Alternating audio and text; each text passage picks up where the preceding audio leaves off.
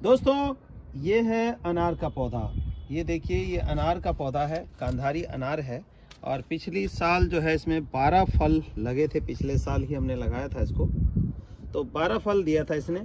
और अब इस टाइम देखते हैं कि इसके अंदर फुटाव बहुत बढ़िया आया हुआ है। तो मैं आज इसका जो करने जा रहा हूँ, प्रूनिंग प्लस फर्टिलाइजेशन डालना है, इसका फर्टिलाइजर डालना है। तो कैसे डालना है, कौन से पार्ट को कट करना है, ताकि हमारा जो आने वाला टाइम है इसमें फ्रूट पूरा भर के आए। फ्रूट भर के तभी आएगा जबकि इसको प्रॉपर न्यूट्रिशन मिलेगा। जैसे कि आप जानते हैं, अनार जो है आयरन रिच होता है, विटामिन मिनरल्स के साथ जो है, रफीज के साथ आयरन बहुत मात्रा में इसमें होता है। हर दाने के ऊपर कैल्शियम, मतलब अंदर जो है कैल्शियम कोटिंग होती है, जैसे कि अंडे के ऊपर कैल्शियम की कोटिंग होती है। तो ऐसे में अगर ये चीज़ें ना मिले तो इसका फ्रूट होल्ड नहीं होता है। हालांकि इससे पहले कटना चाहिए था, लेकिन थोड़ा डिले। लेकिन इस टाइम भी आप बिल्कुल इसको कट करके इसको फर्टिलाइजर देंगे, क्योंकि अभी फ्लावरिंग हुई नहीं है इसमें। फ्लावरिंग आने वाले टाइम में होनी है इसमें। तो उससे पहले हमें क्या क्या प्रोसेसेस करना है, हम ज़्यादा नहीं बताएंगे, 3 से 4 प्रोसेस आपको बताएंगे। 4 प्रोसेस बताना है, और 4 प्रोसेस में आपका जो अनार है पूरा भरा पूरा फल देने लायक हो जाएगा। तो सबसे पहला प्रोसेस, यानी कि प्रोसेस नंबर 1। प्रोसेस नंबर 1 क्या करना है, आपको कटर लेना है और कटर से इसकी कटिंग करनी है, यानी कि प्रूनिंग करनी है। प्रूनिंग के लिए देखना है हमें कि सबसे पहले क्या करना है। अब ये नहीं कि जो मर्जी टहनी काट दिया आपने। अब मैं आपको बताता हूँ कि कौन सी ब्रांच को इसको कट करना चाहिए और कौन से को नहीं कट करना चाहिए। अक्सर प्रूनिंग के नाम पे क्या होता है, हम अनचाहा ब्रांच जो नहीं कटने वाली होती है उसको भी काट दिया करते हैं। तो ट्रिप नंबर 1 है कि देखिए कौन से ब्रांचेस को कट करना है। सबसे पहला काम जो हम करेंगे ब्रांचेस कट करने का, ये देखिए ये सकर्स होता है। आप जैसे देख रहे हैं ये मोटा ब्रांच है, ये मेन ब्रांचेस इसकी चली गई। जो यहाँ से ये निकलेंगे ये सकर्स निकल रहे हैं। कई बार ग्राफ्टेड अनार हो तो भी, और एयर लेयरिंग से हो तो भी। तो इस तरह के नीचे के जो ब्रांचेस हैं हम इसको कट कर देंगे। देखिए, हालांकि ये ब्रांच देखिए कितनी बड़ी ब्रांच थी, ये देखिए, लेकिन इसको हमने कट करके निकाल देना है। तो ये हमने निकाल दिया। नीचे के जो सकर्स हैं ये सारे इसी तरह से हम कट कर देंगे, कुछ भी नहीं छोड़ेंगे। ये देखिए, हालांकि फुटाव आ गया है, लेकिन फिर भी हमें इन ब्रांचेस को नहीं रखना है, कट कर देना है। ताकि इसका फ़ायदा क्या होगा कि जो न्यूट्रिशन हमारे प्लांट का, जो न्यूट्रिशन जो हमने दिया है, वो जो इधर उधर इसमें वेस्ट हो रहा है, यानी कि ये चूस रहे हैं, इसीलिए इसको सकर्स कहते हैं, चूसक यानी कि। तो ये देखिए, ये काट के इस तरह के जो नीचे की ब्रांचिंग होगी सीधी सीधी आपको अलग ही दिख रही है ब्रांच, इन ब्रांचेस को हम निकाल देंगे और हमारे प्लांट के ऊपर से जो एक्स्ट्रा लोड है वो ख़त्म हो जाएगा। ये देखिए, ये निकल गया। अब यहाँ का ये भी हम निकाल देंगे, ये तो वैसे ही सूखा हुआ है। तो नीचे की जो कटिंग है वो तो ये हो गई, यानी कि हमारे जहाँ पौधा लगा हुआ है उससे 1.5 फुट तक जो है बिल्कुल क्लियर रहना चाहिए। अब ऊपर में कौन सी कटिंग करनी है, कौन सी प्रूनिंग करनी है, ये भी देखने की बात है। अब देखिए इसमें फुटाव कर गया है, लेकिन बहुत जगह आप देख रहे हैं कि इस तरह के सूखी ब्रांचेज हैं, तो उनको आपने इस तरह से कट कर देना है। नहीं तो क्या होता है, ये ब्रांचेस अपने साथ और ब्रांचेस को भी सुखा देती हैं, धीरे धीरे सूख जाता है। तो इस तरह से आपने ये देखिए कटिंग कर देनी है आगे आगे की जो ये सूखी ब्रांचेस है। तो ये प्रोसेस करने से क्या होगा कि ये जो सूखापन है, एक तो पौधे में अच्छा अनुभव आ जाएगा, और दूसरा है कि और आगे ब्रांचेस जो है इससे सूखेंगी नहीं आपकी। तो ये देखिए, इससे हमने इस तरह से कट कर दिया, और आप देखेंगे कि कटने के बाद इसकी जो खूबसूरती है, पौधे की सुंदरता भी अच्छी हो जाती है, और साथ के साथ सूखी ब्रांचेस कटने से और ब्रांचेस आपकी नहीं सूखती हैं। ये देखिए, और यही प्रोसेस आम वगैरह के अंदर भी होता है। जो उसकी सूखी लकड़ियां हैं वो तोड़ने का काम यानी कि कर देना चाहिए, नहीं तो हम छोड़ देते हैं तो वो धीरे धीरे आगे भी सूखती चली जाती हैं। तो इस तरह से हम कटिंग को अंजाम दे लेंगे। ये देखिए, जो टिप्स हैं जो सूखी हुई हैं उनको हमने कट कर दिया। अब आप देखिए यहाँ पर जो है इस तरह सूखापन था वो ख़त्म हो गया और हमारे पौधे में रौनक सी वापस लौट आई है।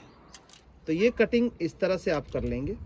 आप कटिंग करने के बाद क्या करना है, ज़मीन में लगा है अगर आपका पौधा तो क्या करना है कि कम से कम इतना बड़ा पौधा है तो 3 फीट या 4 फीट का जो डायमीटर का दायरा है वो खोद लेना है। और इस तरह से देखिए, इस तरह से खोद के हम क्या करेंगे, इस मिट्टी को निकाल देंगे।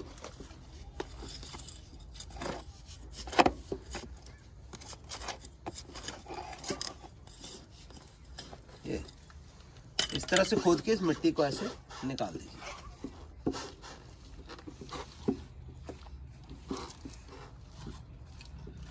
ज़मीन में भी हो तब भी, और हमारे इस ड्रम में गमले में लगा है तब भी एक बार इस मिट्टी को निकालना है। उसका निकालने का कारण क्या है, ताकि इसके रूट को हवा लग जाए। कहने का मतलब रूट में जो बीमारी है कुछ है, इतने टाइम से जैसे सर्दी में पड़ी थी, तो इसमें जो फंगस बैक्टीरिया है फालतू का, वो अल्ट्रावायलेट रेज सन की लगेंगी, सूरज की किरणें लगेंगी, तो उससे क्या होगा कि वो ख़त्म हो जाएगी। और साथ ही साथ हमारे जड़ में अगर कोई दिक्कत है तो भी हमें क्लियर हो जाएगा। तो उसके लिए देखिए इस तरह से मिट्टी हमें निकालनी पड़ेगी, अंदर क्या है तभी दिखेगा। तो ये पेड़ ज़मीन में लगा हो तब भी कर लें और गमले में लगा हो तब भी कर लीजिए। अब मिट्टी निकलने के बाद हम देखेंगे इसकी जड़ों की सिचुएशन, फिर इसको हम करेंगे स्टेरलाइज। स्टेरलाइज के 2 तरीके हैं, वो दोनों तरीका मैं आपको बताने वाला हूँ। बने रहिए और देखते रहिए। अब ये मिट्टी जो है लगभग इसमें 2-3 इंच मिट्टी, 3 इंच मिट्टी या 4 इंच मिट्टी हमारी निकल चुकी है। अब इसकी जड़ों की सिचुएशन हम देख लेते हैं कि क्या है।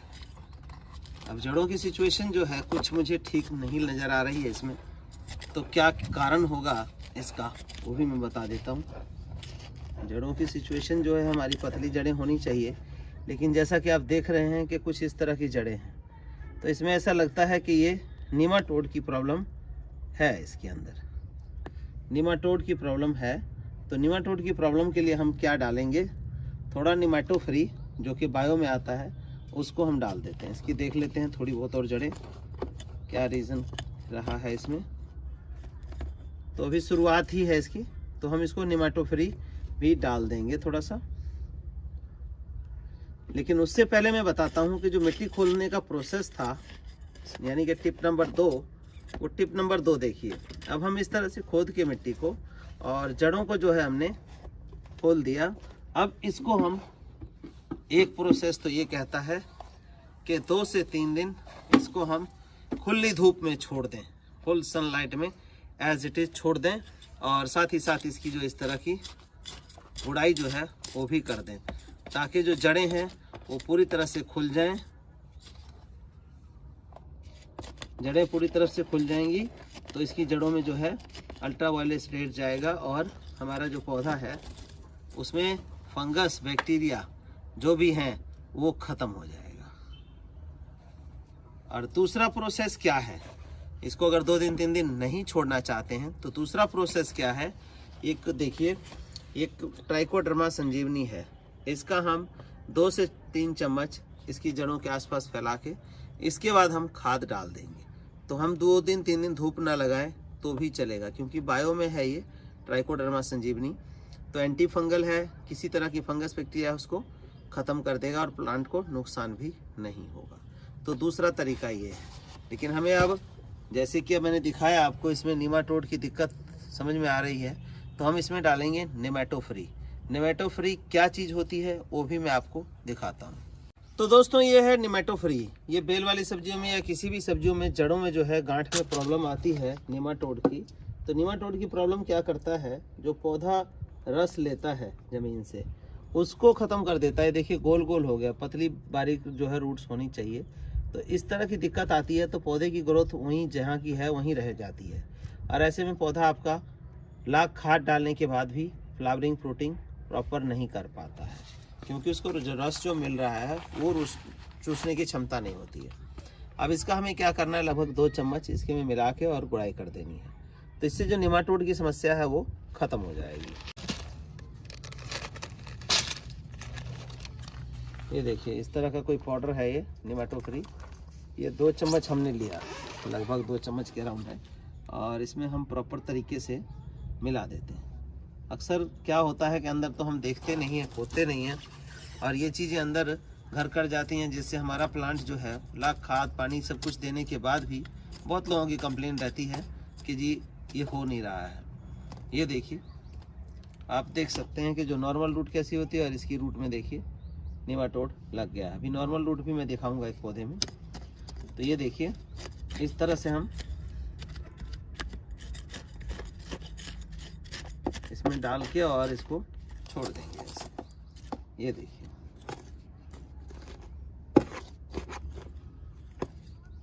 तो 2 स्टेप आपने देख लिया।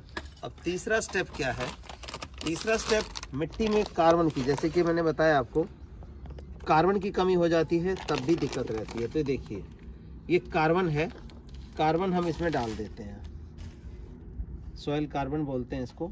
इसको जो है 2 से 3 मुट्ठी हम इसमें डाल देंगे प्रॉपर तरीके से।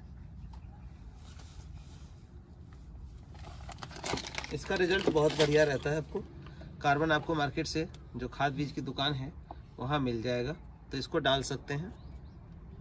अब इतना डालने के बाद कभी भी कार्बन डाल के एज इट इज़ नहीं छोड़ना है, यानी कि सनलाइट में नहीं छोड़ना है। कहने का मतलब ढक ही देना है उसको।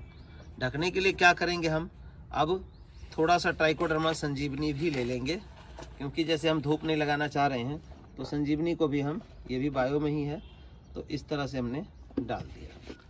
अब डालने के बाद ये हमारा कंप्लीट फूड जो प्लांट का है, कैल्शियम फास्फोरस जिंक एवरीथिंग इसके अंदर मौजूद है। और ये साल में मात्र 2 बार हमें अपने प्लांट को देना होता है। 2 बार हम प्लांट को डालेंगे तो प्रॉपर जो है प्लांट में न्यूट्रिशन जाएगा। जैसे मैंने बताया कि मुर्गी को अगर कैल्शियम ना दिया जाए तो मुर्गी के अंडे पे कवरिंग जो है वो नहीं बन पाती है, क्योंकि कैल्शियम नहीं रहेगा तो कवरिंग कहाँ से बनेगी। तो इसी तरह से हमारे अनार के दाने में क्या रहता है कि कैल्शियम हर दाने के ऊपर होता है। अब इसमें हम कितना डालेंगे, जैसे इतना बड़ा पौधा है तो लगभग हम इसके अंदर 2 किलो के अराउंड हम इस खाद को डाल दें। 2 किलो 1.5 किलो पौधे के हिसाब से डालना होता है। तो ये हमने इस तरह से ऐसे डाल देना है प्रॉपर तरीके से।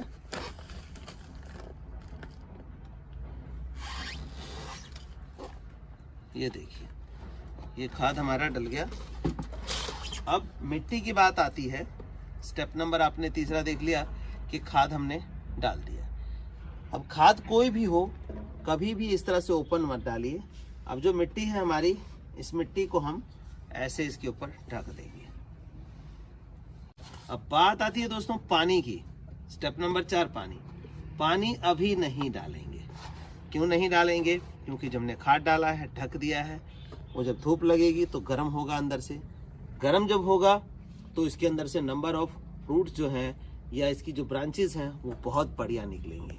तो आपको वेट करना है 2 से 3 दिन, पानी नहीं देना है। 2 से 3 दिन बाद पानी देना है।